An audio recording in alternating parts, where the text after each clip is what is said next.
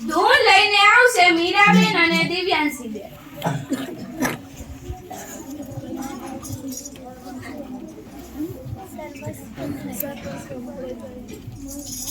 સરસ ધૂન છે આજની, સર્વસ્વ ભલે જાય. સર્વસ્વ ભલે જાય મારી જિંદગી રડાય મારું સત્ય જાય ના. સર્વસ્વ ભલે